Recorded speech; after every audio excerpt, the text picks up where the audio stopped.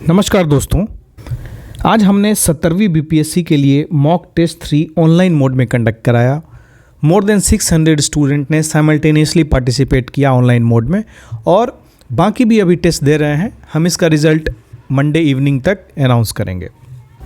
दोस्तों, जैसा कि हर एक टेस्ट के बाद हम ये कोशिश करते हैं कि टेस्ट का डिस्कशन आप तक पहुँचे।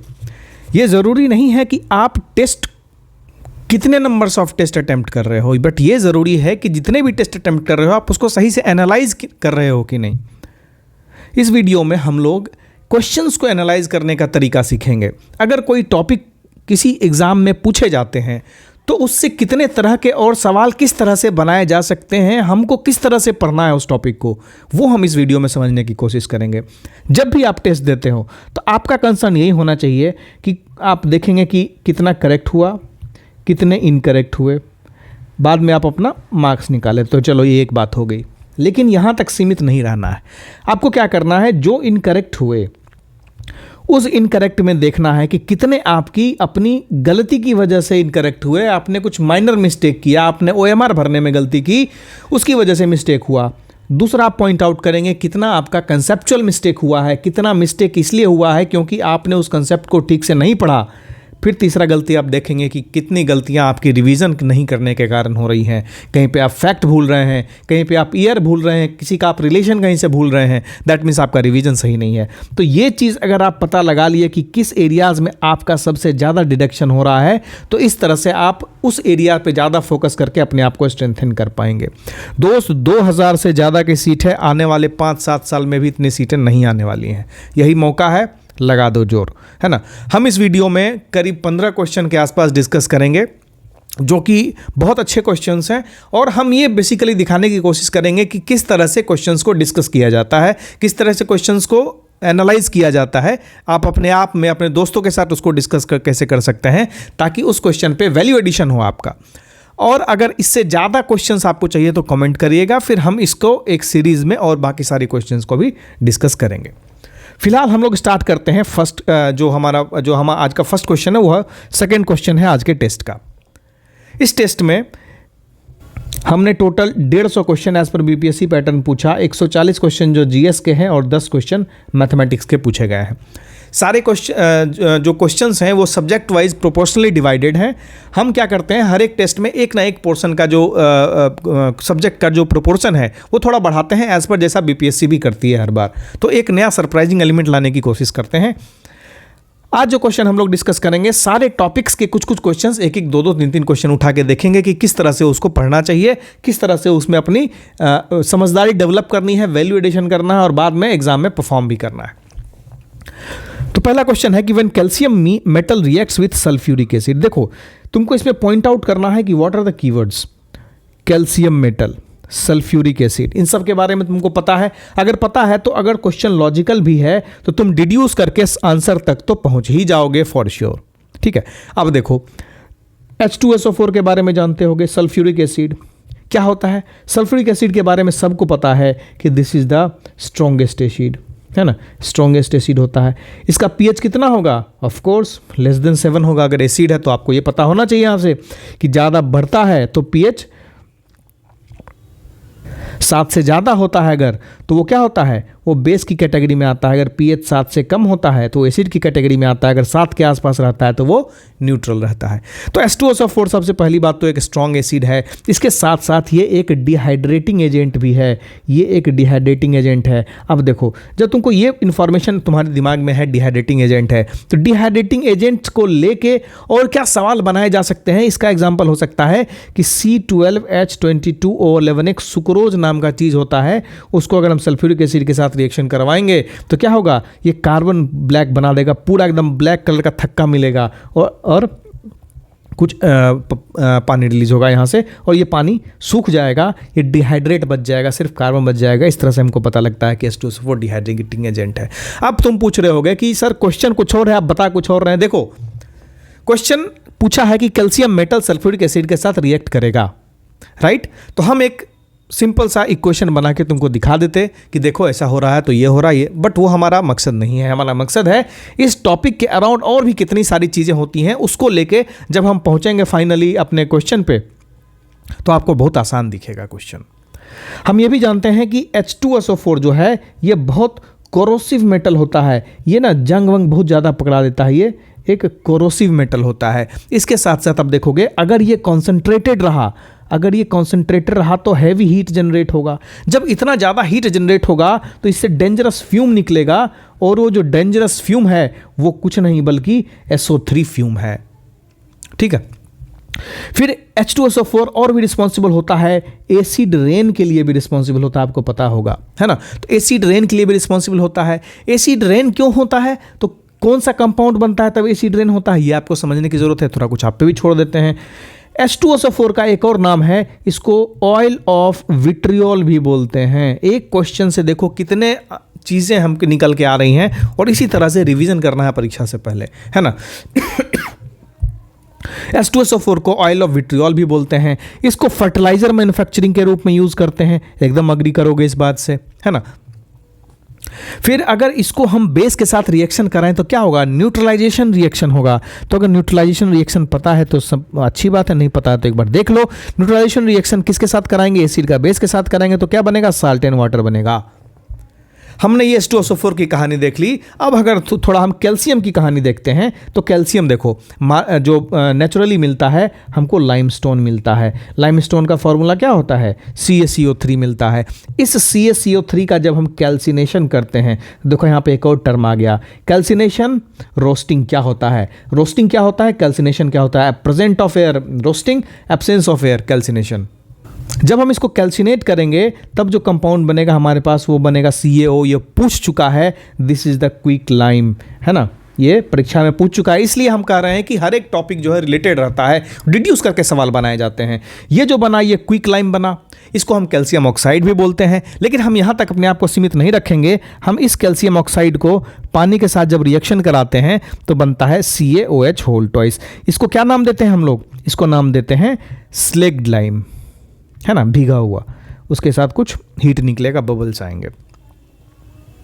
फिर ये जो स्लेग्ड लाइम है इसका हम कार्बन डाइऑक्साइड के साथ रिएक्शन कराते हैं तो वापस से पता है क्या बन जाता है, ये CaCO3 प्लस H2O, फिर सख्त बन जाता है। तो देखो ये जो पार्ट है ना CaOH होल ट्वाइस, ये जो स्लेग्ड लाइम है इसी को हम लोग दीवार पे लगाते हैं। जब दीवार पे चूना पोत दिए तब वो क्या होगा, एटमॉस्फेयर में प्रेजेंट जो कार्बन डाइऑक्साइड है उसके साथ रिएक्ट करके फिर से वापस वो सॉलिड बन जाएगा, यानी एक परत बन जाएगा दीवार पे। ये सब वेरी रिलेवेंट है, आपके प्रीवियस ईयर क्वेश्चन से ये रिलेटेड है और कहीं ना कहीं पूछ सकता है। इसका उपयोग हम अभी अपने आंसर में करेंगे।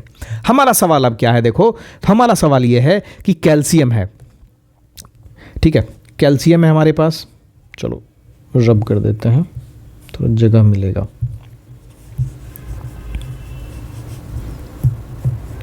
हमारे पास क्या है, हमारे पास कैल्शियम है, ठीक है, और इसका रिएक्शन किसके साथ, कैल्शियम मेटल का रिएक्शन किसके साथ, सल्फ्यूरिक एसिड के साथ, H2SO4 के साथ रिएक्शन कराए तो ये क्या बना दिया, ये बना दिया CaSO4 प्लस H2, है ना। तो CaSO4 जो बना ये एक कैल्शियम सल्फेट जिसको बोलेंगे, ये एक इनसॉल्यूबल साल्ट बन गया, ये इनसॉल्यूबल साल्ट बन गया। ये जो इनसॉल्यूबल साल्ट बन गया वो जो कैल्शियम का टुकड़ा है जो H2SO4 के साथ रिएक्ट कर रहा है उसके ऊपर एक लेयर बना देगा, है ना, एक कैल्शियम सल्फेट का लेयर बन जाएगा। तो आसपास जितने भी H2SO4 है वो बाद में इस कैल्शियम के टुकड़े पे रिएक्शन नहीं कर पाएगा, है ना, एक लेयर बना देगा कैल्शियम का। यही CaSO4 है ना, इसी CaSO4 को देखो हम फिर इसको तुमको जो है ना प्रीवियस ईयर क्वेश्चन पे हम कैसे ले जाते हैं यहाँ से।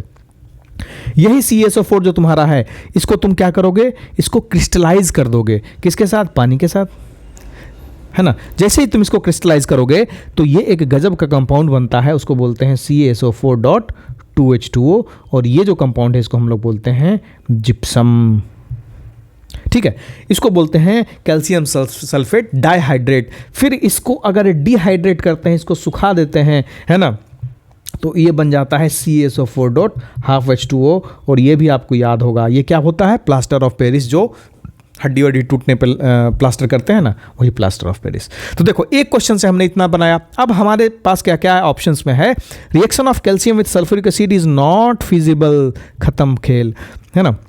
जब भी नॉट फिजिबल, इतना इतना एक्सट्रीम स्टेटमेंट है, इसको यहीं काट दो। फिर देखो, calcium sulphate formed in this reaction is insoluble in water, चलो मान लेते हैं।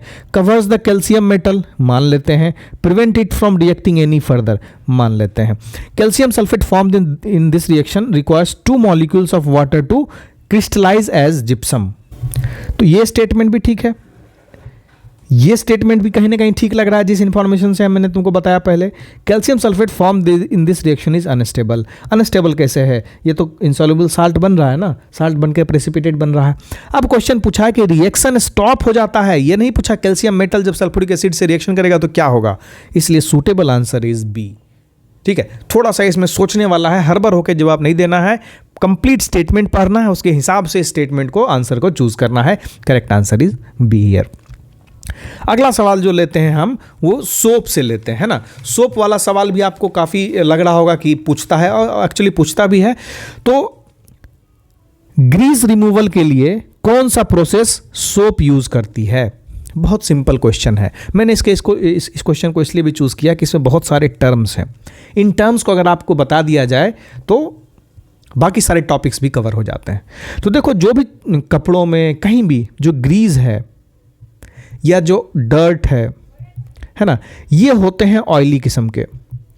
जो ऑयली होगा that means that will not dissolve in water. Agreed. जब वाटर में डिजॉल्व नहीं करेगा। अच्छा एक चीज बताओ, जब किरासन तेल या पेट्रोल पानी पे गिरता है तो क्या होता है? एक थिन फिल्म बनाता है ना, ऊपर देखोगे चमकता हुआ एक फिल्म बनाएगा यहाँ पे।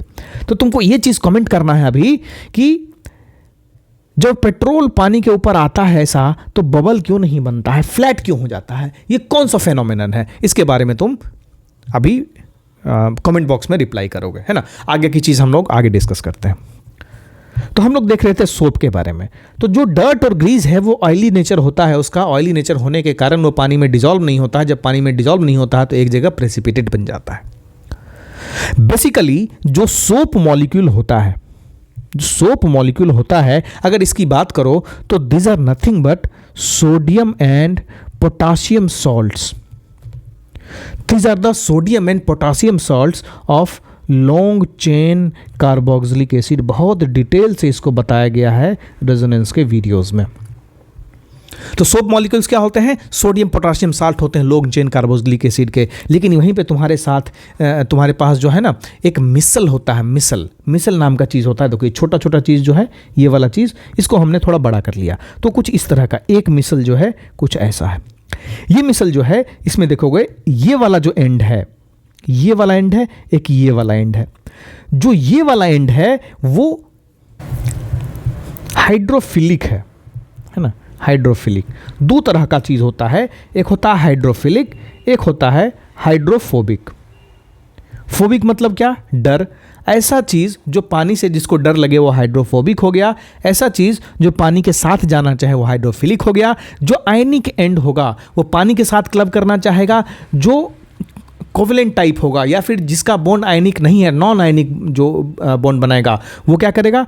वो पानी से दूर जाएगा, पानी से अलग जाएगा। और वो क्या करेगा? जो डर्ट है ना, जो ग्रीस पार्टिकल है उसके साथ जाके चिपक जाएगा। यहाँ उसके साथ जाके चिपक गया। यहाँ पे देख लो ये मिसल है, इसका नॉन आयनिक जो एंड है या कहें तो उसको जो टेल है वो ऑयल के साथ चिपक गया, और जो हाइड्रोफिलिक है वो पानी के साथ है। तो जब बर्तन में ऐसा रखोगे, जो ग्रीस पार्टिकल है इसमें सब का टेल चिपक जाएगा, सारा सोप का, है ना। ये जो चीज़ है ये सोप मॉलिक्यूल में पाया जाता है, ऐसा स्ट्रक्चर। तो ये जाके जो टेल एंड है उसका सोप में चिपक गया। तो जैसे ही तुम इसको बाहर फेंकोगे, है ना, शर्ट को एक बार सर्फ में डुबा के थोड़ा उसको ये करके फिर जब निकालते हो बाहर, तो वापस से जैसे ही शर्ट को आप पानी में डुबाओगे तो क्या होगा? जो हाइड्रोफिलिक एंड है वो पानी के साथ चिपक जाएगा, डर्ट इसी में रह जाएगा, कपड़ा साफ सुथरा बाहर आ जाएगा। यही मैकेनिज्म होता है साबुन का। तो इस क्वेश्चन में पूछ रहा है कि वो जो मैकेनिज्म होता है वो कौन सा मैकेनिज्म होता है। तो जो ये प्रोसेस जो बना, ये जो सिस्टम हो रहा है ना, यहाँ पे देखो वही चीज़ हो रहा है। जो डर्ट है उसके साथ चिपक जा रहा है, ये वाला एंड पानी के साथ है। तो ये सिस्टम जो है ये बनाता है इमल्सन। इस तरह की चीज़ें जो हैं इसको बोलती हैं कि इमल्शन बना रहा है। जब इमल्शन बन रहा है तो इस प्रोसेस को, इस फिनोमेनन को हम एक अलग नाम देते हैं, उसको बोलते हैं इमल्सिफिकेशन। ठीक है, उसको बोलते हैं इमल्सिफिकेशन, इसलिए सी इज़ द राइट आंसर। लेकिन हमको यहीं पे नहीं रुकना है, हमको ये भी जानना है कि कोएगुलेशन क्या होता है, मियोसिस क्या होता है, ऑस्मोसिस क्या होता है। अगर हम कोएगुलेशन की बात करें तो कोएगुलेशन एक ऐसा फिनोमेना है जिसमें कोई भी लिक्विड हो, ये लिक्विड अगर मॉलिक्यूल बनाता है, ये लिक्विड अगर लिक्विड का मॉलिक्यूल है, अगर वो मॉलिक्यूल मिलके लार्ज क्लस्टर ऑफ मॉलिक्यूल्स बन जाते हैं, है ना, एक लार्ज क्लस्टर बन जाता है, चाहे वो सॉलिड हो या सेमी सॉलिड हो। बेसिकली ये चीज़ जो है, कोगुलेशन जो है, वो ब्लड में देखने को हमको मिलता है as a form of blood clotting. ठीक है, तो ब्लड क्लॉटिंग में हमको कोएगुलेशन देखने को मिलता है। उसमें क्या होता है, उसमें जो प्लेटलेट्स हैं वो कुछ रिएक्शन करके फिब्रिनोजेन बनाते हैं। वो फिब्रिनोजेन जो है, जो एक्सेस ब्लड फ्लो है उसको रोक देता है। तो यहाँ से फिर दो चीज़ हमको निकलता है कि ब्लड क्लॉट में कौन सा विटामिन हेल्प करता है, और एक ऐसा एग्जाम्पल बताओ जो ब्लड कोगुलेट करता हो, जैसे स्नेक बाइट होता है ना। स्नेक बाइट में क्या होता है, ब्लड कोगुलेट होने लगता है। या फिर कार्बन मोनोऑक्साइड जो ज़्यादा इनहेल कर लेता है डेंजरस क्वांटिटी से ज़्यादा, तो क्या होता है, उसका भी एफिनिटी कार्बन मोनोऑक्साइड के ऑक्सीजन के साथ ज़्यादा होती है, वहाँ भी कोगुलेट होने लगता है ब्लड। फिर देखोगे तो विटामिन के जो है that is essential for blood clotting, और ये कोगुलेशन फिनोमेनन जो है वो ब्लड से हम रिलेट कर सकते हैं। उसी तरह से एक होता है केमिकल कोगुलेशन, एक होता है इंडस्ट्रियल कोगुलेशन। कोगुलेशन के अलग अलग तरीके हैं। Industrial coagulation waste water plant में यूज़ करते हैं, केमिकल कोगुलेशन भी हम लोग कहीं कहीं इंडस्ट्री वगैरह में ही यूज़ करते हैं। अगला है मियोसिस। किस चीज़ से रिलेटेड है, देखो जब भी रिप्रोडक्शन टॉपिक पर होगे तो उसमें दो तरह का रिप्रोडक्शन पर होगे। एक पर होगे एसेक्सुअल रिप्रोडक्शन, एक पर होगे सेक्सुअल रिप्रोडक्शन। जो एसेक्सुअल रिप्रोडक्शन है वो जनरली माइटोसिस के द्वारा होता है ना। माइटोसिस क्या होता है, एसेक्सुअल रिप्रोडक्शन। इसमें जो भी जो ऑफस्प्रिंग है वो अपने पेरेंट के बिल्कुल सिमिलर होता है। वही अगर सेक्सुअल रिप्रोडक्शन की बात करें तो उसमें जो है वो डिसिमिलैरिटी होती है पेरेंट और ऑफस्प्रिंग की। तो इसमें जो प्रोसेस यूज होता है सेल डिवीजन का वो होता है मियोसिस। तो ये समझ में आ गया मियोसिस और माइटोसिस रिलेटेड किससे है। अब एक है ऑस्मोसिस। ऑस्मोसिस के साथ साथ एक और टॉपिक देखो, रिवर्स ऑस्मोसिस क्या होता है ना। तो ऑस्मोसिस क्या होता है कि कभी भी जो वाटर का नेचुरल मूवमेंट है ना, लो सॉल्यूट कॉन्सेंट्रेशन से अगर हम हाई सॉल्यूट कॉन्सेंट्रेशन की तरफ जाएं, यानी लो सॉल्यूट माने पानी ज़्यादा, ठीक है, हाई सॉल्यूट मतलब पानी कम। जब भी लो सॉल्यूट कॉन्सेंट्रेशन से हाई सॉल्यूट कॉन्सेंट्रेशन की तरफ मूवमेंट हो पानी का, तो उसको हम बोलेंगे ऑस्मोसिस। ये जो फिनोमेनन है दिस इज नेचुरल फिनोमेनन। क्यों, क्योंकि यहाँ पे वाटर का कंसंट्रेशन ज़्यादा है, वाटर कंसंट्रेशन इधर मूव करेगा from low solute to high solute, यानी कि ये कहें तो डाइल्यूट है, ये कॉन्सेंट्रेटेड है। अब देखो दूसरा फिनोमेना है रिवर्स ऑस्मोसिस का। रिवर्स ऑस्मोसिस में जस्ट इसका उल्टा होता है। क्या होता है उसमें कि उसमें होता है कि जो वाटर मॉलिक्यूल जहाँ पे कम है, यानी सॉल्यूट कॉन्सेंट्रेशन ज़्यादा है, अब पानी का मूवमेंट जो होगा इस हाई सॉल्यूट कॉन्सेंट्रेशन से लो सॉल्यूट कॉन्सेंट्रेशन में होगा, है ना, लो सॉल्यूट कंसंट्रेशन।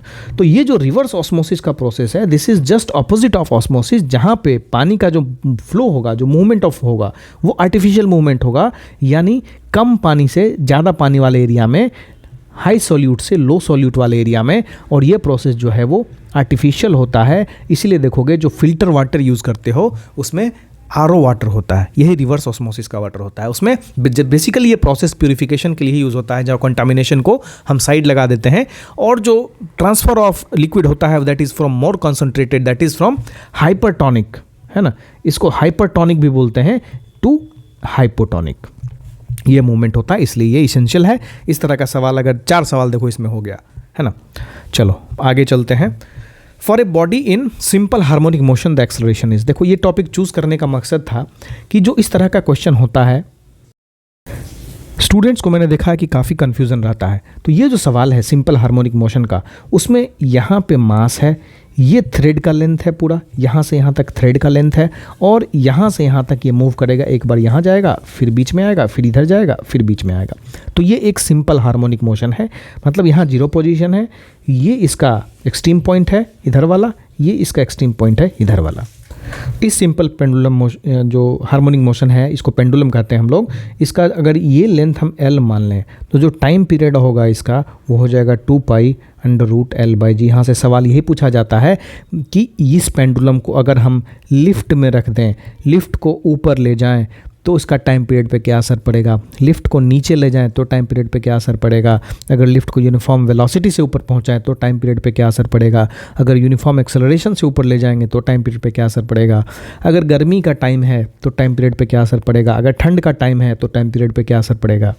इसकी डिटेल वीडियो हमने रेजोनेंस में कराई हुई है, अगर आप इसको देखेंगे तो बताने में तो काफ़ी समय लग जाएगा, क्योंकि सारी चीज़ों को डिटेल अकेला ये 35 से 40 मिनट का टॉपिक है ना। तो ये क्वेश्चन जो है कहीं ना कहीं यहीं से रिलेटेड है, थोड़ा सा एक हायर लेवल में क्वेश्चन बोल रहा है कि body in simple harmonic motion acceleration is.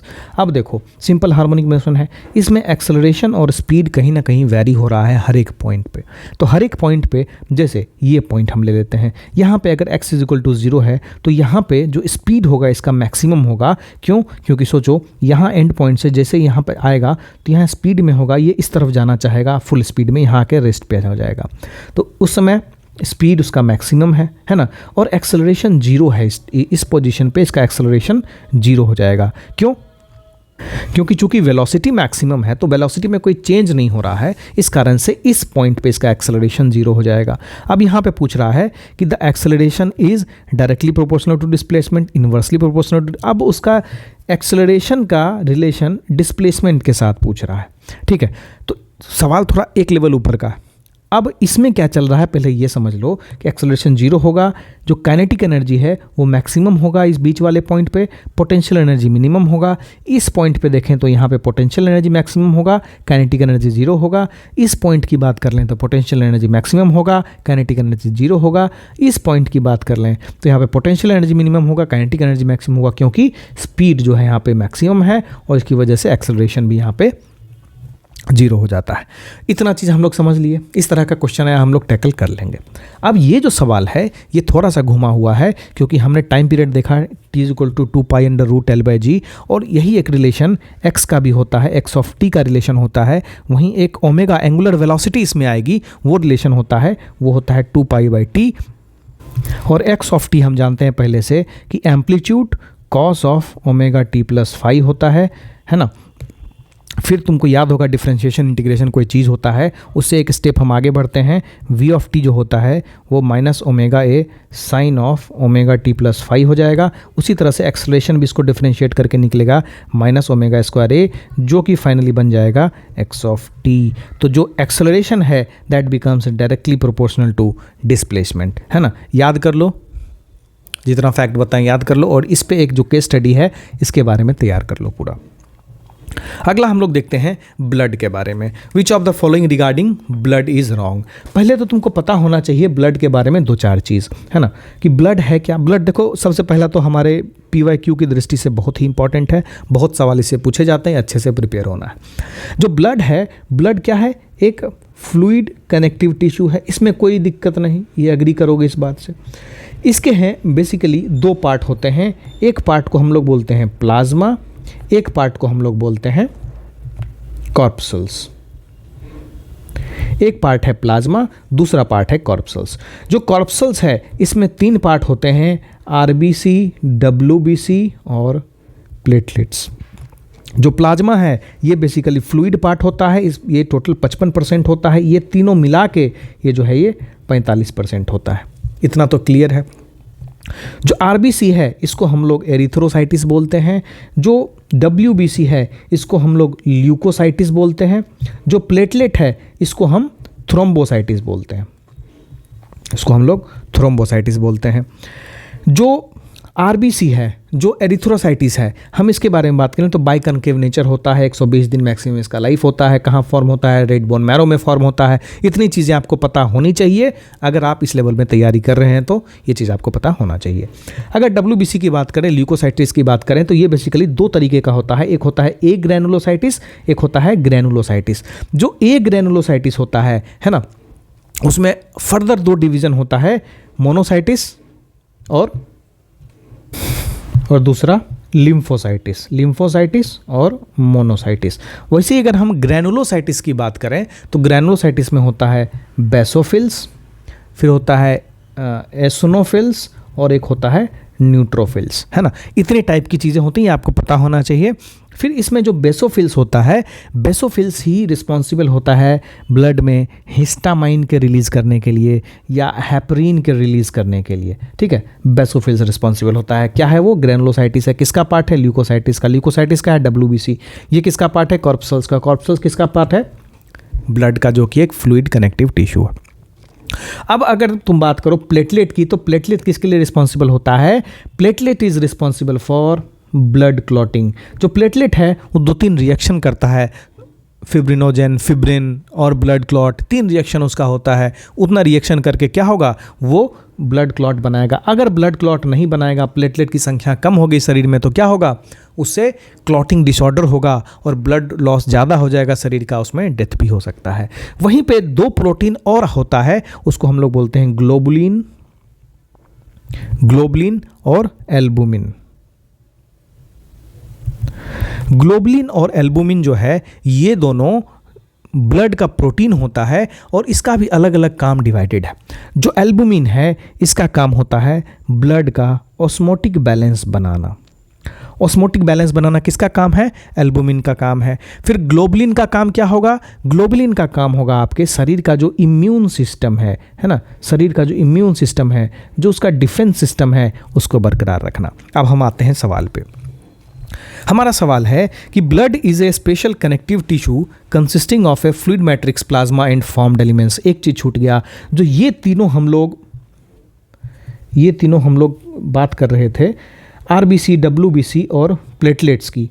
तो ये तीनों मिला के जो चीज़ बनता है, या इन तीनों को साथ में अगर हम देखें, इसको हम कहते हैं फॉर्म्ड एलिमेंट्स, ठीक है। इसको हम कहते हैं फॉर्म्ड एलिमेंट्स। तो ये फॉर्म्ड एलिमेंट्स और प्लाज्मा 2 चीज़ से बना हुआ है, आइदर कॉर्पसस बोलो या इधर उसको फॉर्म्ड एलिमेंट्स बोलो। तो ये तो सही हो गया, आपको रॉन्ग पूछा है, इसमें करेक्ट नहीं पूछा है। अब देखो, plasma is a straw coloured विसियस फ्लूइड कंसिस्टिंग नियरली 55%, हमने ऑलरेडी देखा 55%, तो ये भी सही हो गया।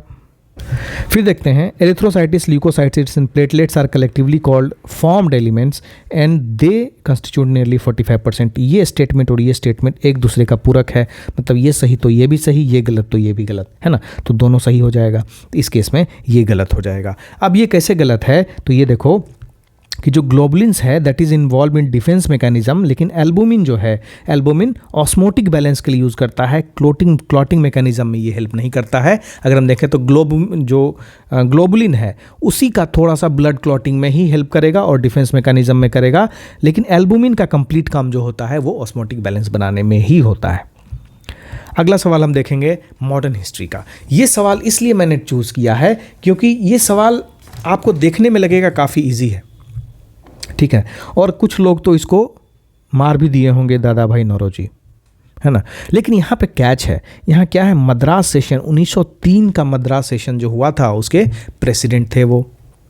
दूसरा चीज़ है कि he was the first Indian to contest election to the British parliament. ये गौर करना चीज़, कॉन्टेस्ट है, इलेक्टेड नहीं है। अगर इलेक्टेड होता तब नौरोजी साहब होते, लेकिन ये कॉन्टेस्ट है ना। तो जो जिनका भी नाम है उन्होंने कॉन्टेस्ट किया था ब्रिटिश पार्लियामेंट के लिए, ऐसा नहीं है कि वो जीत चुके थे, है ना। तो ये सब कैच है, ये सब स्टेटमेंट जो है ना, ये पढ़ने वाले स्टेटमेंट है, पढ़ के जवाब देने वाले हैं। ऐसा नहीं कि आप थोड़ा सा देखें कि ब्रिटिश पार्लियामेंट में इलेक्शन, बस दादा भाई नौरोजी ऐसा मार देना, ऐसा नहीं मारना है, ठीक है। तीसरा है, he was the representative of the Indian association that visited England and pleaded against the reduction of age. Civil services के लिए जो एज का रिडक्शन वाला मसला चल रहा था उसमें भी रिस्पॉन्सिबल थे। तो इसका आंसर जो होगा वो होगा लाल मोहन घोष। अगर तुम देखोगे तो 1903 का जो सेशन हुआ था कांग्रेस का, मद्रास में हुआ था, जिसकी प्रेसिडेंटशिप किसके हाथ में थी? उसकी प्रेसिडेंटशिप थी लाल मोहन घोष जी के पास, है ना। तो लाल मोहन घोष जो थे बहुत बड़े स्वतंत्रता के बहुत लेसर नोन है पर्सनालिटी, लेकिन इनका योगदान स्वतंत्रता में काफ़ी इंटेलेक्चुअल योगदान रहा था। जहाँ कहीं भी पिटिशन वाली चीज़ें हैं, जहाँ कहीं भी ऐसी चीज़ें हैं जहाँ ब्रिटिश पार्लियामेंट से पार्लियामेंट के रिप्रेजेंटेटिव से बात करनी है या फिर क्राउन के रिप्रेजेंटेटिव से, वहाँ लाल मोहन घोष साहब रहते थे। तो 1879 में, है ना, जब इंडियन एसोसिएशन था, सुरेंद्र नाथ बैनर्जी का, उन्होंने एक पिटिशन निकाला था, उन्होंने एक स्टार्ट किया था कैंपेन कि जो सिविल सर्विसेज की एज है उसको 19 साल से बढ़ा के 21 साल की जानी चाहिए, है ना। तो वो लाल मोहन घोष को चुनते हैं। लाल मोहन घोष 1879 में कहाँ जाते हैं? इंग्लैंड जाते हैं, वहाँ ब्रिटिश पार्लियामेंट में ये चीज़ रखते हैं, और जब ब्रिटिश पार्लियामेंट में ये चीज़ रखते हैं, वहाँ के रिप्रेजेंटेटिव से मिलते हैं, तो वहाँ पे ये चीज़ को अग्री किया जाता है और बाद में इसको इम्प्लीमेंट भी किया जाता है। अब अगर देखें तो लाल मोहन घोष का बहुत योगदान रहा था। जैसे एक वर्नाकुलर प्रेस एक्ट आया था, आपको याद होगा, करीब 1878 के अराउंड में। जब वो आता है तो इससे बहुत प्रभावित होते हैं लोग, और जो लोकल न्यूज़पेपर है उसको बहुत प्रताड़ना सहनी पड़ती है। इस बात को लेके वो जाते हैं इंग्लैंड, ब्रिटेन जाते हैं। ब्रिटेन में जो लीडर ऑफ ऑपोजिशन होते हैं ग्लैडस्टोन, वो ग्लैडस्टोन से मिलते हैं और वो अपनी बातें बताते हैं कि किस तरह से वर्नाकुलर प्रेस एक्ट को दबाया जा रहा है, वर्नाकुलर प्रेस एक्ट से वर्नाकुलर न्यूज़पेपर्स को दबाया जा रहा है। तब फिर जो ग्लैडस्टोन है वो ये मुद्दा उठाता है वहाँ की संसद में, और एक सोम प्रकाश जो न्यूज़पेपर है उसका भी नाम वो जिक्र करते हैं कि उस न्यूज़पेपर को दबा दिया गया वर्नाकुलर प्रेस एक्ट से। तो बाद में ये एक्ट भी ख़त्म किया जाता है। ये एक्ट लाया किसने था? ये एक्ट लाया था लिटन ने, है ना। अच्छा, इनका योगदान इल्बर्ट बिल में भी रहा था। आपको पता होगा इल्बर्ट बिल क्या है? नहीं पता है तो कमेंट करिए या फिर पढ़ लीजिए, ठीक है, बहुत इंपॉर्टेंट है। इनका योगदान इल्बर्ट बिल में भी रहा था। क्यों रहा था इल्बर्ट बिल में? क्योंकि ऐसी चीज़ें जो इंडियंस को डिग्रेड करती थी उसके अगेंस्ट ये हमेशा आवाज़ उठाने की कोशिश की है इन्होंने, ठीक है। तो इसका आंसर जो है वो लाल मोहन घोष होगा। अगला सवाल देखो, before acquiring land in schedule areas for development projects who must be consulted. यहाँ पे कोर थीम क्या है हमारे इस क्वेश्चन का? कोर थीम है शेड्यूल्ड एरियाज, है ना। तो हमारे संविधान का जो शेड्यूल देखोगे तो 5th और 6th शेड्यूल जो है वो शेड्यूल एरियाज कहलाते हैं। जो 5th शेड्यूल है और जो 6th शेड्यूल है, कुछ स्टेट के बारे में अगर जानो कि 6th शेड्यूल में कौन से स्टेट हैं, तो AMTM स्टेट हैं, है ना। आपको पता होना चाहिए वो स्टेट कौन कौन से हैं। वो स्टेट है असम, मेघालय, त्रिपुरा, मिजोरम। इन स्टेट्स को, है ना, 6th शेड्यूल ग्रांट करता है कि ए डिग्री ऑफ ऑटोनॉमी, इसमें जो है autonomous district council, autonomous regional council वगैरह इस्टेब्लिश हो सकता है। लेकिन जब 1992 में, है ना, 73rd कॉन्स्टिट्यूशनल अमेंडमेंट से क्या आता है? पंचायती राज आता है। तो पंचायती राज आ तो जाता है, लेकिन 5th और 6th schedule areas, 5th schedule areas में टोटल 10 स्टेट हैं। इसमें से जो भी स्टेट हैं और 6th शेड्यूल एरिया में जो भी स्टेट हैं, उन पे कोई भी जो अपना पार्ट 9 लाया गया था 73वें संवैधानिक संशोधन के बाद, वो लागू नहीं होता है। तो उसको लागू करने के लिए एक और कानून लाया जाता है, वो कानून है पेसा, है ना, panchayat extension to schedule areas, that was brought in 1996। ये पेसा एक्ट जो आता है ये कोशिश करता है कि 5th शेड्यूल एरियाज में जो भी स्टेट्स हैं उन स्टेट्स में पंचायती राज के नियमों को लागू किया जाए। तो ये सवाल उसी से रिलेटेड है। अब पूछा है कि before acquiring land in schedule areas for development project किन से कंसल्ट किया जाना चाहिए? तो जो पेसा एक्ट है उसके बारे में इसने पूछा है एक्चुअली। तो इसमें आंसर होगा ग्राम सभा। लोग इसमें प्रेसिडेंट और गवर्नर मारेंगे, पक्का से मारेंगे, क्योंकि हम लोग देखते हैं कि ADC का एस्टैब्लिशमेंट होता है, ऑटोनोमस डिस्ट्रिक्ट काउंसिल का एस्टैब्लिशमेंट होता है गवर्नर के बात करके, है ना। तो इस तरह की चीज़ें हैं, कन्फ्यूज़न वाली चीज़ें हैं। यू मस्ट प्रिपेयर जो भी शेड्यूल्ड एरियाज हैं, है ना, शेड्यूल एरियाज में क्या चल रहा है, शेड्यूल एरियाज कौन कौन से हैं, क्या क्या चीज़ें हैं संविधान में, उनका वर्णन कहाँ है, और दूसरा पंचायती राज, है ना। दोनों ज़बरदस्त टॉपिक है और ये क्वेश्चन जो है दोनों टॉपिक का मिश्रण है। बहुत ही ज़बरदस्त सवाल है ये। अगला सवाल, the thickness of troposphere is greatest. इस टॉपिक से हर बार सवाल आता है। जो एटमॉस्फेरिक लेयर्स हैं वहाँ से हर बार सवाल आता है। तो अगर तुम एटमॉस्फेरिक लेयर्स को देखोगे तो कैसा रहता है, इसमें नीचे ट्रोपोस्फेयर, उसके बाद स्ट्रेटोस्फेयर, फिर मीजोस्फेयर, फिर थर्मोस्फेयर। तुमसे पूछेगा कि हवाई जहाज कहाँ उड़ता है है ना। एक सवाल ये भी होता है कि हवाई जहाज़ कहाँ उड़ता है। फिर दूसरा सवाल है कि ओजोन लेयर कौन से लेयर में पाया जाता है। फिर पूछ सकता है इसमें कि रेडियो वेव्स का कम्युनिकेशन जो होता है वो बेसिकली कौन से लेयर उसको प्रोपेगेट करते हैं ज़्यादा। जो टेम्परेचर इन्वर्जन होता है वो कौन से लेयर में होता है। तो ये सारा चीज़ इसी टॉपिक में दिया हुआ है। इस क्वेश्चन को करने के बाद जो जो टॉपिक मैंने बोला उस टॉपिक को प्रिपेयर करना ज़रूरी है, क्योंकि यहीं से सवाल बनेंगे। अभी देखो हमारा अर्थ कैसा है, कुछ यहाँ पे ऐसे है, ऐसा ये इक्वेटर है। इक्वेटर पर क्या होता है, तीखी धूप, वर्टिकल धूप। तो यहाँ पे क्या होगा, हवा गर्म होगी, ऊपर उठेगा, है ना। पोलर में क्या होता है, पोलर में ठंड है, हैवी जो है एयर जो है हैवी है, डेंस है, वो नीचे सेटल डाउन होता है। तो जो ट्रोपोस्फेयर है उसकी थिकनेस कहाँ ज़्यादा होगी, पोल में ज़्यादा होगी या इक्वेटर पे ज़्यादा होगी, आप बताओ। तो इसमें क्या होगा कि इक्वेटर वाला एरिया, सपोज ये इक्वेटर वाला एरिया है, तो यहाँ पे जो गर्म हवा है ये ऊपर उठेगी। ये जब ऊपर उठेगी तो ये एटमॉस्फेरिक लेयर को पुश करेगी ऊपर।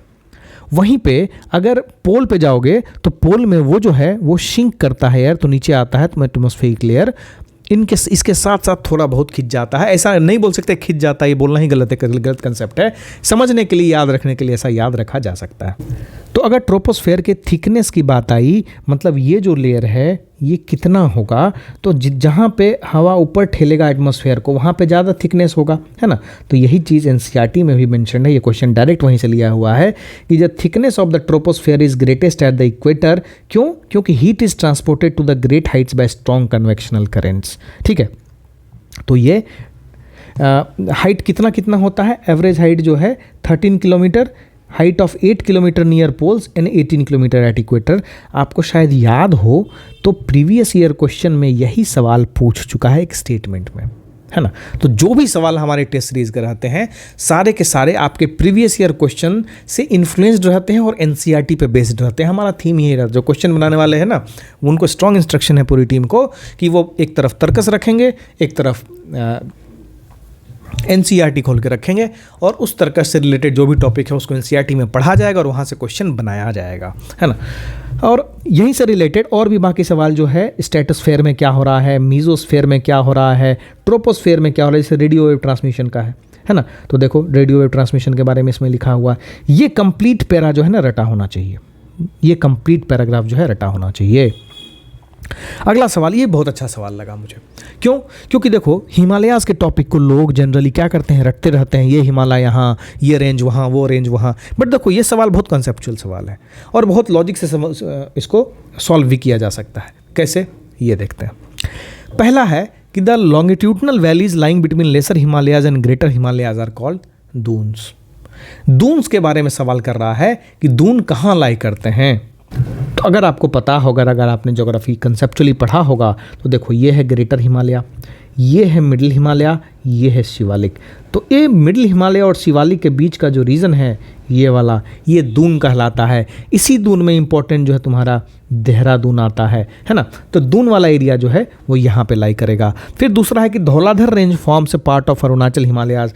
ये तो साफ गलत लग रहा है क्योंकि धौलाधर रेंज कहाँ है, वो हिमाचल प्रदेश के एरिया में है ना।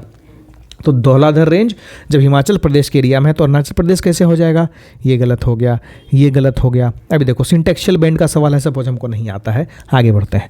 Himalaya consist of 4 parallel ranges in its longitudinal extent.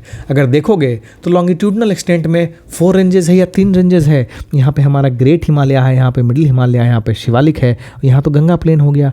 तो लॉन्गिट्यूडनल में तो 1 2 3 राइट। तो हम टोटल यहाँ देखेंगे तो there are 4 parallel ranges in the longitudinal extent. तो ये गलत हो गया, there are only 3 longitudinal ranges. तो अगर चौथा गलत हो गया तो ये गलत, ये गलत, ये गलत, है ना।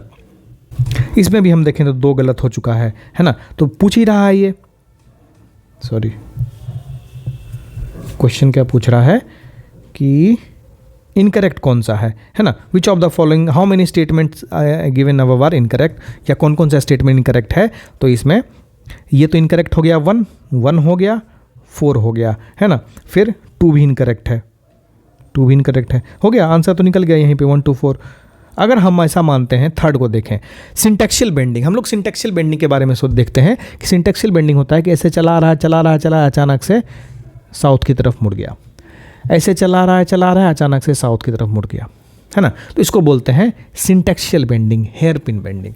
तो ये वाला चीज़ हिमालय में कितनी जगह देखने को मिलता है? तो ये 2 जगह देखने को मिलता है। एक जगह जो हम देखते हैं वो वाला जगह है तुम्हारा नंगा पर्वत, यहाँ पे जो है हमको सिंटेक्शियल बेंडिंग देखने को मिलता है, जहाँ पे इंडस इंटर होती है। दूसरा सिंटेक्शियल बेंडिंग हमको देखने को मिलता है ये वाला नमचा बरुआ वाला एरिया, है ना, जहाँ पे जाके सिंटेक्शियल बेंडिंग होता है। तो ये वाला स्टेटमेंट बिल्कुल सही हो गया कि 2 सिंटेक्शियल बेंडिंग होता है हिमालय का, एक वेस्ट एंड पे, एक ईस्ट एंड पे, है ना। तो ये स्टेटमेंट भी करेक्ट हो गया, इसलिए आंसर हमारा ए हो जाएगा। ये क्वेश्चन जो है ये भी बहुत अच्छा क्वेश्चन है, प्रीवियस ईयर क्वेश्चन से इन्फ्लुएंस्ड है और इकोनॉमिक्स का क्वेश्चन है, स्पेशल ड्राइंग राइट्स का, है ना। तो स्पेशल ड्राइंग राइट्स कभी कभी समझते होगा क्या होता है। तो इंडिया का जो फॉरेन एक्सचेंज रिजर्व है, उसमें कुछ चीज़ें होती हैं। उसमें होता है गोल्ड, उसमें होते हैं कुछ रिजर्व्स जैसे SDRs, उसमें होती है फॉरेन करेंसी एसेट्स, ठीक है, उसमें होता है रिजर्व ट्रेंच पोजीशन। तो जो SDR है, SDR IMF के द्वारा डिसाइड किया गया है। ये क्या है? ये एक रिजर्व एसेट है, किसी देश की करेंसी नहीं है, है ना। स्पेशल ड्राइंग राइट्स है, कोई भी कंट्री का IMF पे कितना अधिकार होगा इन करेंसीज के बेसिस पे डिसाइड किया जाएगा। तो इस SDR में कौन कौन सी करेंसीज हैं? तो इसमें US डॉलर है, यूरो है, चाइनीज रेनमिनी है, जापानीज येन है और पाउंड स्टर्लिंग है। इसमें देखोगे तो रूबल नहीं है, तो rouble is the right answer. Which of the following instances do not result in inflation in economy, है ना। अगर आपने इन्फ्लेशन चैप्टर को अच्छे से पढ़ा है तो ये क्वेश्चन चौन्नी भर का भी नहीं है, तुरंत सॉल्व होगा, आराम से सॉल्व होगा। एक एक केस को लेकर समझते हैं। इस क्वेश्चन को बनाने के बाद आपका पूरा इन्फ्लेशन का जो टॉपिक है, नोट्स खोलिए, उसमें रिवाइज करिए। नोट्स नहीं देखा आपने तो वीडियो देखिए रेजोनेंस वाला, उसमें काफ़ी डिटेल से इन्फ्लेशन पे शायद 4 या 5 वीडियो बनाया हुआ है। तो काफ़ी डिटेल से, काफ़ी अच्छे तरीके से बनाया हुआ, उससे ज़्यादा कुछ नहीं पूछ सकता है। अगर इन्फ्लेशन की बात करो तो विच of the following instances does not result in inflation, मतलब इन्फ्लेशन नहीं होना है किसी भी हालत में। देखो, अगर लोअर इंटरेस्ट रेट रखा, इंटरेस्ट रेट अगर कम रखते हैं हम, तो बैंक उतना ज़्यादा इंटरेस्ट देगा लोगों को, है ना।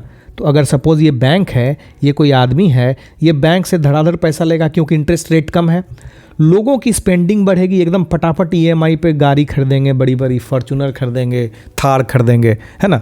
तो लोगों की स्पेंडिंग बढ़ी। जब लोगों की स्पेंडिंग बढ़ेगी और उस टाइम पे जो सप्लाई है वो तो समहाउ कांस्टेंट रहेगा, अचानक से नहीं बढ़ेगा इंटरेस्ट रेट कम करने, ज़्यादा करने से, दैट टेक्स लॉन्ग टाइम। तो जब डिमांड फिक्स है, जब सप्लाई फिक्स है, डिमांड बढ़ गया तो क्या होगा? इन्फ्लेशनरी टेंडेंसी बढ़ेगी, इन्फ्लेशन बढ़ना शुरू हो जाएगा। दैट मीन्स इसके करने से इन्फ्लेशन बढ़ेगा। फिर देखो, increase liquidity in the economy, economy में पैसा ज़्यादा हो गया, लोगों के पास ज़्यादा पैसा हो गया है, तब क्या होगा? कोई भी सामान का बोली लगेगा, है ना। अगर लैपटॉप हम खरीदने जा रहे हैं, हम 50,000 का बोलेंगे, दूसरा बोलेगा नहीं ये 52,000 हम तुमको दे रहे हैं, लैपटॉप दे दो। क्यों? लोगों के पास पैसा है खर्च करने के लिए। तो इससे भी इन्फ्लेशनरी टेंडेंसी बढ़ेगी, इन्फ्लेशनरी टेंडेंसी इससे भी बढ़ेगी अगर मार्केट में लिक्विडिटी ज़्यादा है, लोगों के पास पैसा ज़्यादा है। तो इसी लिक्विडिटी को कर्ब करने के लिए फिर रेपो, रिवर्स रेपो, MSF और बाकी सारी चीज़ें जो भी लगाई जाती हैं मॉनेटरी और फिस्कल पॉलिसी के द्वारा। अगर देखो इंक्रीज इन इनकम टैक्स, इसको बाद में देखते हैं, पहले ये देखते हैं डिप्रिसिएशन ऑफ रूपी देखते हैं। अगर रूपी का डिप्रिसिएशन होता है, दैट मीन्स कि हमारा एक्सपोर्ट बढ़ेगा, हमारा एक्सपोर्ट बढ़ेगा, राइट। जब हमारा एक्सपोर्ट बढ़ेगा तो हमको पैसा मिलने लगेगा डॉलर में, हमारा फॉरेक्स रिजर्व क्या होगा? बढ़ जाएगा। अगर हमारा फॉरेक्स रिजर्व बढ़ जाएगा तो बैंक को RBI बोलेगी अपना इंटरेस्ट रेट कम करो, थोड़ा सप्लाई वगैरह बढ़ाने दो। तो उस कारण से मार्केट में लिक्विडिटी बढ़ेगी और अचानक से इन्फ्लेशन बढ़ जाएगा, महंगाई बढ़ जाएगी। अब अगर इनकम टैक्स को इंक्रीज करोगे तो क्या होगा? अगर आपकी सैलरी सपोज 85,000 है, 85,000 अगर आपकी सैलरी है, जिसमें से आप अराउंड 8-8,500 हज़ार अगर आप पे करते हो इनकम टैक्स, इस 8,500 इनकम टैक्स में अगर इसको बढ़ा दिया जाए, है ना, 8,500 से 10,000 इनकम टैक्स कर दिया जाए, तो क्या होगा? आपके पास जो स्पेंड करने के लिए अमाउंट जो बचा वो तो कम हो गया, वो तो 1,500 से कम हो गया। तो आपके पास जो पैसा खर्चने के लिए है वो पैसा कम हो गया। तो जब आपके पास पैसा ही नहीं होगा तो आप खर्च क्या करेंगे, तो डिमांड क्या करेंगे, तो महंगाई क्या बढ़ेगी। That means B is the right answer कि जहां पे इनकम टैक्स बढ़ाने से लोगों के हाथ से पैसा छीना जा रहा है, तब जाके क्या हो रहा है, तब जाके इन्फ्लेशन कंट्रोल हो रहा है, इन्फ्लेशन रुक रहा है। विच ऑफ द फॉलो, हाँ इससे 2-3 चीज़ें टॉपिक रिवाइज कर सकते हैं। जो मॉनेटरी पॉलिसी है उसको रिवाइज करना है, यहाँ से जो फिस्कल पॉलिसी है वो टॉपिक रिवाइज करना है, जो इन्फ्लेशन है उसको रिवाइज करना है। ये देखो फिस्कल डेफिसिट के बारे में है कि कौन सा स्टेटमेंट बताता है फिस्कल डेफिसिट क्या है। तो देखो फिस्कल डेफिसिट तुमको समझना पड़ेगा कि होता क्या है। तुम्हारे पास कुछ पैसा आमदनी है ना, सपोज आमदनी X है, अगर तुम्हारा खर्चा Y है, तो अगर खर्चा जो है, अगर ये खर्चा आमदनी से ज़्यादा बढ़ गया, अगर Y खर्चा जो है आमदनी से ज़्यादा बढ़ गया, तो तुमको क्या होगा, कर्ज लेना पड़ेगा। तो जितना कर्ज लेना पड़ेगा वही तुम्हारा फिस्कल डेफिसिट हो जाएगा। तो fiscal deficit is the measure of कितना सरकार जो है बोरो करती है मार्केट से अपना एक्सपेंडिचर मीट करने के लिए, जब उसका रिसोर्सेज सफिशिएंट नहीं है। तो यहाँ पे देखो कौन सा ऐसा ऑप्शन है जो इसी के बारे में बात कर रहा है। तो ये बात कर रहा है कि excess of the total expenditure over total receipts excluding borrowings during fiscal year. तो फिस्कल डेफिसिट किस चीज को डिनोट करता है, फिस्कल डेफिसिट डिनोट करता है कि सरकार कितना बोरो कर रही है मार्केट से अपनी बेसिक नीड्स को पूरा करने के लिए। तो अगर फिस्कल डेफिसिट आपने पढ़ा तो आपको रिवेन्यू डेफिसिट पढ़ने की जरूरत है, आपको बजट डेफिसिट पढ़ने की जरूरत है, आपको इफेक्टिव रेवेन्यू डेफिसिट पढ़ने की ज़रूरत है। सारी चीज़ें काफ़ी डिटेल से इकोनॉमिक्स के लेक्चर में बताई गई हैं, उसको ज़रूर से पढ़ लेना। ये क्वेश्चन हम एकदम मोस्ट प्रोबेबल मान रहे हैं, ये क्वेश्चन नहीं तो एटलीस्ट इस थीम पे क्वेश्चंस जरूर आएंगे। ठीक है, अब टैक्स बायंसी के बारे में बात करते हैं। इसी से एक लाफर कर्व जुड़ा हुआ है। टैक्स बायंसी क्या होता है कि जब भी जीडीपी में कोई चेंज होता है, उस जीडीपी में चेंज होने के कारण जो टैक्स कलेक्शन है वो कितना डिस्टर्ब होता है, वो कितना पॉजिटिव या नेगेटिव किस डायरेक्शन में जाता है, उसी को हम लोग बोलते हैं टैक्स बायंसी। तो tax buoyancy is basically relationship between the changes in the governments tax revenue growth and changes in the GDP, है ना। तो कितना जीडीपी में चेंज हो रहा है ना, और उसकी वजह से हम कितना टैक्स रेट चेंज कर रहे हैं, और उसकी वजह से कितना टैक्स कलेक्शन हो रहा है, यही टैक्स बायंसी को दर्शाता है। ये टॉपिक भी काफ़ी डिटेल्ड वाला टॉपिक है, अब बताने लगे तो फिर 20 मिनट 30 मिनट का टाइम उसी में लगेगा। तो टैक्स बायंसी जो है, ये सब टॉपिक जो है एक पिकुलियर वर्ड रहता है, इसी पे क्वेश्चन बनाया जाता है। कंफ्यूजिंग है ना। पिछले बार कैसे स्टैगफ्लेशन और स्टैगफ्लेशन पे पूछ लिया, फिर इंसॉल्वेंसी बैंक्रप्सी पे पूछ दिया, इस तरह का भी सवाल पूछा जा सकता है। तो गेट रेडी फॉर दिस। अब है ये बैंकिंग से रिलेटेड सवाल है, बहुत ही ज़बरदस्त सवाल है कि मार्जिनल स्टैंडिंग फैसिलिटी क्या होती है, स्टैट्यूटरी लिक्विडिटी रेशियो क्या होता है, रेपो रेट क्या होता है, बैंक रेट क्या होता है, ये आपको अच्छे से पता होगा। तो मार्जिनल स्टैंडिंग फैसिलिटी के बारे में देखो तो rate at which bank can borrow overnight funds from RBI, यहाँ तक तो ठीक था। जैसे ही against the collateral of government securities हो गया तो ये गलत हो गया। तो मार्जिन स्टैंडिंग फैसिलिटी जो होता है वो रेपो से 0.25 दर जो है इसका ऊपर रहता है। एक पीनल रेट होता है कि पैसा ख़त्म हो गया मार्केट में, दूसरे बैंक के पास भी पैसा नहीं है, इसको अपना वोलेटिलिटी कॉम्प्रोमाइज़ हो रहा है इसका, तो उसके लिए बोरो करना पड़ता है ओवरनाइट। तो ये फैसिलिटी आरबीआई देती है, लेकिन इसके लिए कोई कोलेट्रल नहीं चाहिए। जो एसएलआर है, एसएलआर का कुछ परसेंट, चाहे 1% या 2% फिक्स कर दिया जाता है एज कि आपका रखा जाएगा उस तरह से, और आप उतने स्तर तक ही आप एमएसएफ उठा सकते हैं। तो ये एमएसएफ फैसिलिटी बैंक को दी जाती है आरबीआई के द्वारा। एसएलआर की बात करो तो एसएलआर क्या होता है, statutory liquidity ratio. That means bank को अगर ऑपरेट करना है तो उसका जो एनडीटीएल होता है ना, एनडीटीएल का कुछ परसेंट उसको as a cash reserve ratio और कुछ percent as a statutory liquidity ratio में रखना पड़ता है। इसलिए रखना पड़ता है कि नेक्स्ट अगर हम एसएलआर की बात करें तो ये जो बैंक का सर्टेन परसेंटेज जो है एनडीटीएल का वो रखा जाता है। इसमें कैश भी हो सकता है, इसमें गवर्नमेंट सिक्योरिटीज़ भी हो सकती हैं, और ये सारी चीज़ें जो हैं बैंक अपने पास रखेगा, आरबीआई को नहीं देगा। सीआरआर जो है वो आरबीआई के पास रहता है। तो ये भी सही हो गया, है ना। अब देखो repo rate, it provides long term funds, बिल्कुल गलत है ना। Bank rate short term funds, बिल्कुल गलत, ये दोनों एक्सचेंज किया हुआ है। तो रेपो रेट शॉर्ट टर्म होता है, बैंक रेट लॉन्ग टर्म होता है। बैंक रेट भी एक तरह से पीनल रेट होता है, बोरोइंग का पीनल रेट होता है। रेपो एंड रिवर्स रेपो जो LAF का पार्ट है ये पीनल रेट नहीं है। इस हिसाब से हमारा जो क्या पूछ रहा है, इनकरेक्ट कौन कौन सा मैच है, तो इनकरेक्ट 3 और 4 हो गया, आंसर 3 और 4 है। इससे मार्जिनिंग स्टैंडिंग फैसिलिटी में बहुत लोगों को कन्फ्यूजन रहता है कि कोलेट्रल चाहिए कि नहीं चाहिए। जनरली सीधे अर्थों में अगर एग्जैक्टली डिफाइन करें तो कोलेट्रल इसके लिए नहीं चाहिए। क्यों? क्योंकि इसका जो कोलेट्रल होता है वो SLR वाला गवर्नमेंट सिक्योरिटी ही कोलेट्रल हो जाता है ना। तो कई लोग इसको सही भी मानते हैं, कई लोग गलत भी मानते हैं। तो बट बेसिकली इस जिस तरह से क्वेश्चन फ्रेम किया हुआ है इसके अनुसार से ये 1 और 2 सही हो गया, 3 और 4 गलत हो गया, है ना। तो इस तरह से ये क्वेश्चन हमने कर लिया। तो हमने करीब 14-15 क्वेश्चन किए हैं। इसके अलावा जितने भी क्वेश्चंस हैं उसका हम लोग डिटेल्ड जो है वो हम अपने पोर्टल पे अपलोड कर देंगे। जिन्होंने भी इनरोल किया है वो डिटेल्ड इसका वीडियो देख सकते हैं। और अगर आपको नेक्स्ट टेस्ट के लिए इनरोल करना है तो अगला टेस्ट जो है वो 17 नवंबर को हम लोग ऑफलाइन कंडक्ट करेंगे, फिर 24 नवंबर एंड लास्ट इज़ 1 दिसंबर। 13 दिसंबर को 70th BPSC का एग्ज़ाम शेड्यूल्ड है और उसी डेट को ही होगा। तो कमर कस लो, इस तरह के सवाल बनाने शुरू कर दो, प्रैक्टिस शुरू कर दो, रिवीजन मल्टीपल टाइम्स करो, तभी पॉसिबल है कि कुछ हो पाएगा। मिलते हैं अगले वीडियो में, बाय बाय।